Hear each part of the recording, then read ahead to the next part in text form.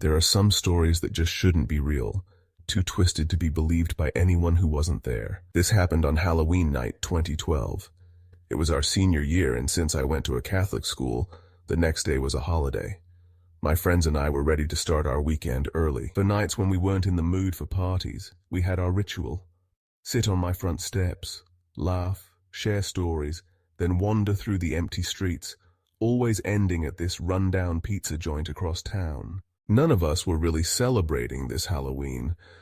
A few of us had recently broken up with our girlfriends, and maybe we felt the need to lay low for the night.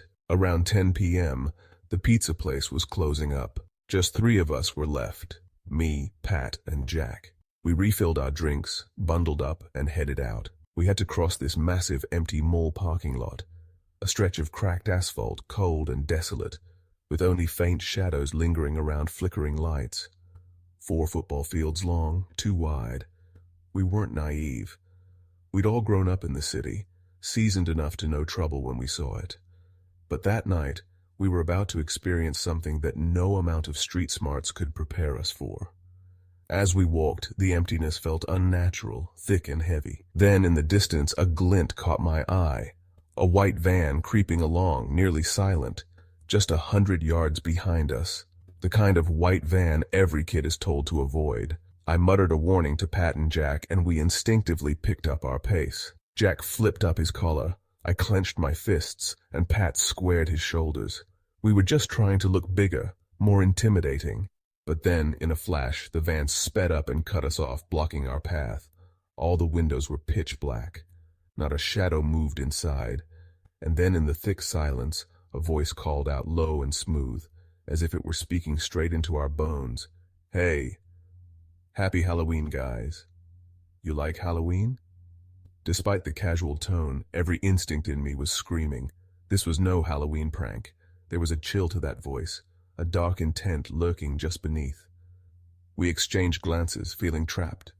We could run, but they had a van, and yet, standing there frozen, seemed far worse. Jack tried to sound tough, his voice steady. "Yeah, but it's over. We're heading home." The voice from the van laughed, soft, almost amused. "Halloween's never over. Not until we say it is." The air went cold as those words lingered, darkening the parking lot around us. Without warning, the back doors of the van creaked open, and 2 tall figures emerged. They were dressed in all black, suits, gloves, but they were wearing these cheap, hollow-eyed Mitt Romney masks.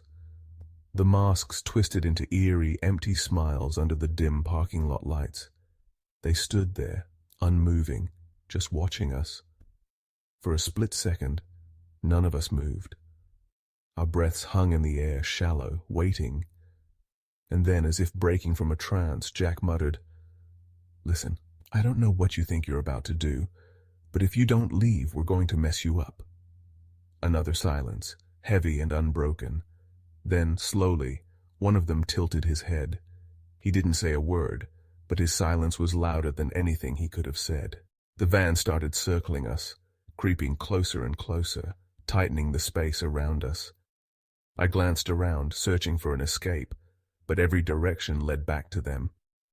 The cold metal of the van loomed, trapping us in this nightmare, no end in sight. And then Pat, who had been silent this whole time, whispered to us, his voice barely a breath, "This is a Hail Mary, but get ready to run when I say go."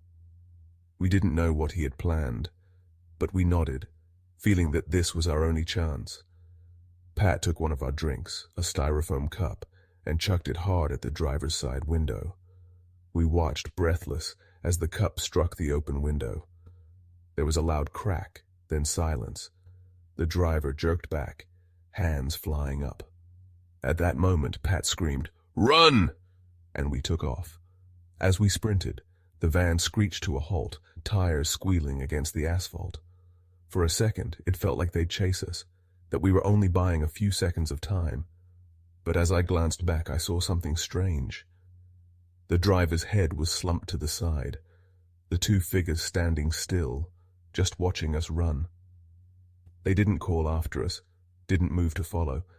They just stood in the shadow of the van, their masked faces turned our way, hollow and empty. When we finally stopped running, gasping for breath, Jack asked, "How did a cup of soda scare them off?" Pat grinned, still catching his breath. "I threw more than soda." He held up his hand, showing us a stone he'd slipped into the cup right before he threw it. We told ourselves it was over, that they were gone. But that voice, that lingering, mocking whisper stayed with me long after Halloween ended. And the masks, those hollow, grinning faces, they still haunt my dreams. I swear, sometimes, in the quiet moments, I can still hear it, whispering, "Halloween's never over." I'd finish work early, just enough time to squeeze in a good run before the evening settled over the town. It was Halloween, and while I usually ran through roads that crisscrossed busy streets, today was different. Streets would be crowded, with trick-or-treaters filling the sidewalks, so I chose a quieter, less obvious route, a canal towpath that wove through eerie woods, hugged by shadows. I started around 4:30, and everything felt calm. A chill hung in the air, the kind that seeps under your skin without warning. 6 kilometers in, I reached a stretch I'd never taken before. On my left, the canal ran dark and silent, a black ribbon under the evening sky. To my right, an abandoned factory loomed, its skeleton of rusted beams and shattered windows frozen in decay. As I moved past the factory, my attention was drawn to a figure perched on an old, weathered wall, his legs dangling over the side like some misplaced marionette. His eyes were shadowed, fixed on me as if he'd been expecting me. The man jumped down from the wall, landing with a hollow thud, and began approaching me. A voice, hoarse and dry, broke the silence. "Hey, wait, can you help me find my phone?" He was moving closer, each step creaking against the metal stairs.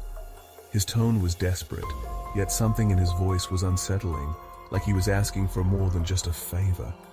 I stopped, my instincts on edge. We stood only a few feet apart, separated by an old iron fence that stretched down the path, warped and ancient like the forgotten building it guarded. Despite the barrier, an uncomfortable feeling washed over me. The stranger pleaded again, more forcefully this time. "Please, I lost my phone. Can you call it for me?" Reluctantly, I pulled my phone from its armband, my gaze never leaving him. He rattled off a number, but too fast, garbled, with numbers that didn't make sense. I felt a strange chill inching up my spine. I knew something wasn't right, but my curiosity held me rooted in place. He noticed my hesitation and spat out a new number, this time beginning with a believable 07. As I tapped in the first few digits, he began looking around, glancing nervously at the darkened factory, his voice hitching with urgency. "I think I hear it. Over here. Come help me find it." Before I could respond, movement caught my eye. A larger figure lurking by the factory wall, emerging as if conjured by the shadows.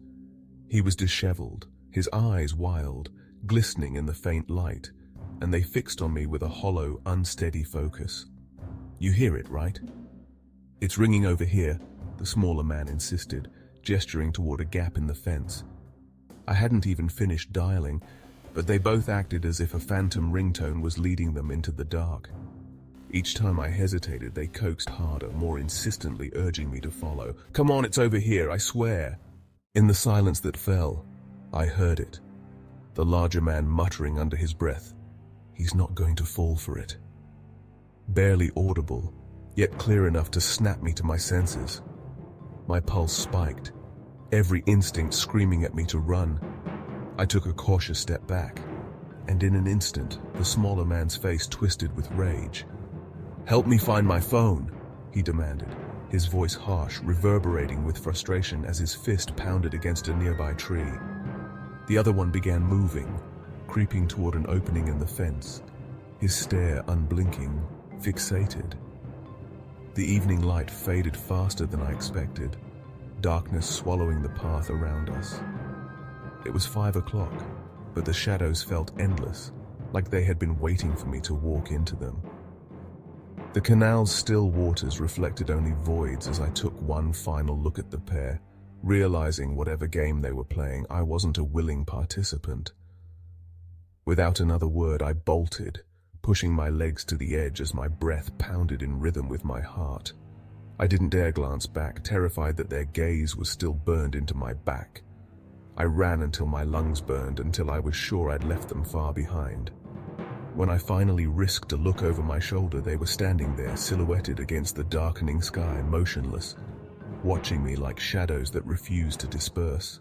I didn't stop until the canal path gave way to familiar roads, streetlights bathing me in an artificial comfort that felt worlds away from those haunted shadows. I called the police, but they didn't seem alarmed, merely took my report, their casual response chilling in its own way. I don't take that path anymore. Not alone, not at any hour. It was the fall of 13 years ago, a chilling October night that none of us would ever forget. I was a sophomore at a liberal arts college in New York, and I'd found my crew, a close-knit gang of theater enthusiasts, all lovers of horror and the supernatural. There were 7 of us, 6 guys and 1 girl, and we'd all had each other's backs from the very start. It was early October, the perfect time to feel the spine-tingling thrill of fear. We made a plan that would mark the rest of our lives. We'd drive out to a notorious spot deep in the woods, a place whispered about for its paranormal sightings, and let the darkness scare the life out of us. So, one cold October evening, we split into 2 cars and left the city lights behind. As we drove deeper into the night, civilization quickly vanished. The roads went from bustling city streets to narrow winding paths swallowed by towering trees, and silence pressed in from all sides.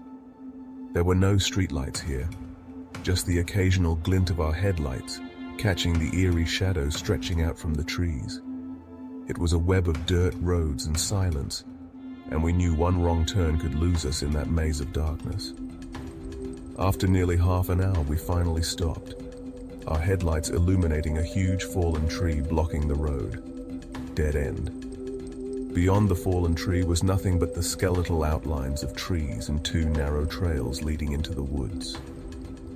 We got out, the cold air biting against our faces, and gathered around. The forest seemed to breathe around us, thick with an unnatural silence. With flashlights in hand, we flipped a coin to decide which path to take. We chose the trail on the right, forming a line to avoid the clawing branches that reached out from the dark. Being in the back, I felt the isolation immediately. My friends laughed and whispered up ahead, but with each step, a creeping sense of dread washed over me. From the shadows, faint sounds scratched and murmured, just beyond the reach of my flashlight. I told myself it was just the wind or the crackling of dry leaves. But still, the feeling of eyes following our every move gnawed at me. After all, we were 7 college students, young, fearless. Who or what could possibly harm us here? 20 minutes into the hike, the trail suddenly opened into a vast, silent field. The size of it was astonishing, like a forgotten cemetery in the middle of nowhere. The grass was overgrown and the moon cast an eerie glow over everything. We stood there looking around until one of my friends whispered, "Look, over there." At the far edge of the field stood an abandoned house, its decayed structure barely visible through the trees, boarded up windows, no sign of life. We crept toward it, our flashlights darting across its sagging porch and peeling paint. I peeked between the boards over a window and spotted an old white couch draped in plastic in an empty room, a ghost of a home long forgotten. A chill ran through us, so we stepped back, deciding to gather in the open field and figure out where to go next. We were about to sit when Mark's face went pale. His hand slowly lifted, pointing across the field. "Do you see that?" At the far side of the clearing, half hidden in the shadows, was a figure, tall, thin, almost skeletal, swaying and dancing. He skipped from tree to tree, swinging his arms, spinning around, holding onto the trunks like they were dance partners. The moon caught his face, unnaturally pale, his features lost in the darkness. Jay, the skeptic, squinted, trying to see. I leaned over, whispering, "Look closely, right there." Jay's face drained of color, his breath catching in his throat. What? What is that?" And then it happened. The dancer stopped dead, head turned toward us as if he'd been aware of our presence all along. For a chilling second, he stood still, staring straight at us. Then, without a sound, he bolted in our direction. The manic, jerking movements gave way to a focused, terrifying charge. Without thinking, we all broke into a run, back toward the trail we'd come from, our hearts thundering. Jay stumbled, glancing back, his flashlight bouncing wildly as the figure closed in. The woods seemed to stretch longer, twisting and turning, yet somehow we made it to our cars. We threw ourselves inside, slamming doors and peeling out into the night, desperate to escape whatever that thing was. Once we felt a safe distance away, we pulled over, catching our breaths. The silence between us filled with raw fear. That field, that figure, whoever he was, dancing under the moonlight at 1 a.m. He knew we were there. He'd waited, watched, and when we came too close, he charged without fear, outnumbered but unfazed. Even now, years later, the memory stays sharp, haunting the dark corners of my mind. What was he? A ghost? A lunatic? Or something else? Something waiting in the woods for the next group to wander too far. It was Halloween night, 2018, but this Halloween felt different. A few of us were nursing fresh wounds from recent breakups, and instead of celebrating, we felt the weight of our solitude pressing down on us. As the clock struck 10 p.m., the pizza place began to close. Only 3 of us remained: me, Pat, and Jack. We refilled our drinks and bundled up against the chilling breeze, then ventured into the night. Crossing the vast, desolate parking lot of an abandoned mall, the cracked asphalt stretched out like a dark abyss beneath our feet. Flickering lights cast eerie shadows that danced in the corners of our eyes. It was a stretch of land that felt wrong, too quiet, too empty, as if the world had forgotten this place. We were no strangers to danger, having grown up in the city. But what? As we walked, an unsettling silence fell over us, the air thick with tension. That's when I spotted it. A white van creeping along, nearly silent, lurking just 100 yards behind us. The kind of white van that sends a chill down your spine. I whispered a warning to Pat and Jack, and we instinctively quickened our pace, our hearts pounding in rhythm with our hurried steps. Jack flipped up his collar, I clenched my fists, and Pat squared his shoulders, trying to project an image of toughness we didn't truly feel. In a blink, the van sped up, blocking our path. Its windows were pitch black, concealing whatever malevolent force lay inside. A low, smooth voice emerged from the darkness, slithering into our ears. "Hey, happy Halloween, guys. You like Halloween?" Every instinct screamed that this was no innocent greeting. The voice dripped with a sinister intent that sent shivers down my spine. We exchanged glances, caught in a web of fear. We could run, but they had the van. Standing there felt like an invitation to a nightmare we couldn't wake from. Jack attempted bravado, his voice steady yet strained. "Yeah, but it's over. We're heading home." The voice from the van responded with a chilling laugh, soft yet laced with malice. "Halloween's never over, not until we say it is." The air turned icy as his words hung in the stillness, darkening the parking lot around us. Suddenly, the back doors of the van creaked open, revealing 2 figures dressed in all black. Suits, gloves, and hollow-eyed Mitt Romney masks that twisted into eerie, grinning smiles beneath the flickering lights. They stood there motionless, like phantoms come to life, their eyes boring into our souls. Time froze as we stared at them, breath held tight in our chests.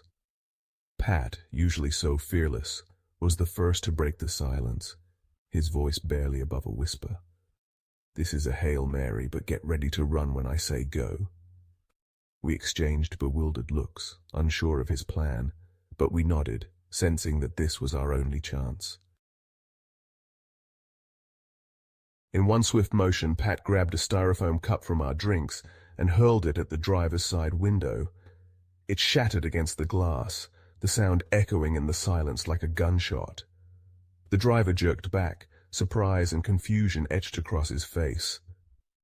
"Run!" Pat shouted, and we sprinted into the night, fear propelling us forward. The van screeched to a halt, tires shrieking against the asphalt. For a brief moment I thought they'd chase us, that our lives hung by a thread, but when I glanced back, a strange sight met my eyes. The driver's head lolled to the side, the two masked figures still standing, watching us with their empty smiles. They didn't call after us, they didn't move.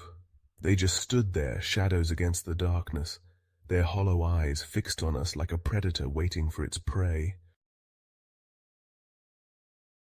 When we finally stopped, breathless and gasping, Jack's confusion broke the tension. How did a cup of soda scare them off? Pat, still catching his breath, grinned mischievously. I threw more than soda. He opened his hand, revealing a stone he'd slipped into the cup just before he threw it. We told ourselves it was over, that we were free, but the memory of that night lingered, clawing at the edges of my mind. That mocking voice echoed in my ears, whispering, "Halloween's never over." The images of those hollow, grinning masks haunted my dreams, invading my thoughts in the quiet moments. Even now I can still hear that voice, always lurking in the shadows, reminding me that some horrors never truly leave us. Halloween wasn't just a night, it had become a curse, forever intertwining with our memories. A chilling reminder of what darkness truly lurks in the silence.